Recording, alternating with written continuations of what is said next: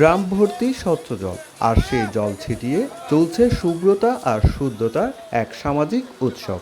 Rakhine পঞ্জিকার নতুন বছর ১৩৮৮কে বরণ করে নিতে কক্সবাজারে শুরু হয়েছে ৩ দিন ব্যাপী সাংগ্রে উৎসবের প্রধান আকর্ষণ জলখেলি।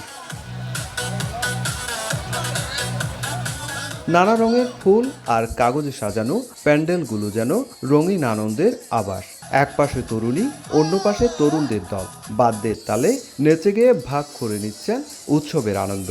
রাখাইনদের বিশ্বাস, এই পবিত্র মঙ্গল জল ছেটানোর মধ্য দিয়ে ধুয়ে যায় বিগত বছরের সব অপ্রাপ্তি, ব্যথা ও অসঙ্গতি।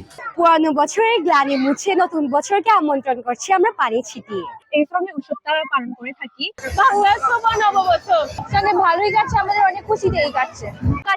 আমরা নতুন বছরকে স্বাগতম জানাচ্ছি, পুরাতন বছরকে বিদায় দিচ্ছি। সবাই যেন সুস্থ সুন্দরভাবে আমরা মিলেমিশে থাকতে পারি, এটাই প্রত্যাশা রাখি। কক্সবাজার শহরের ক্যাংপাড়া, চাউলবাজার, হাঙ্গরপাড়া, টেকপাড়া ও বার্মিস স্কুল রুট সহ মহেশখালী, টেকনাফ, চকরিয়া ও রামুর অন্তত অর্ধশত প্যান্ডেলে বইছে আনন্দের জোয়ার।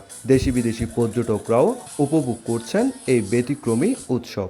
আমি আশা করি এই যে আমাদের নববর্ষের সকল গ্লানি শেষ করে আমরা যেন নববর্ষে আমাদের সমাজ, দেশ যাতে আমরা সুস্থভাবে করতে পারি, এটাই আমরা কামনা করি।